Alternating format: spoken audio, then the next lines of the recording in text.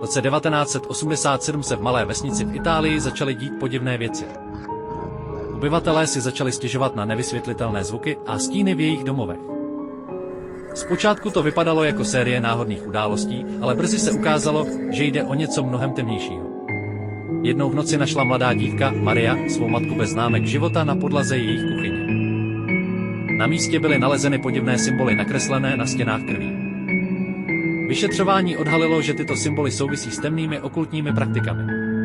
Vesničané začali mít podezření na starého muže, Giuseppa, který žil na okraji vesnice.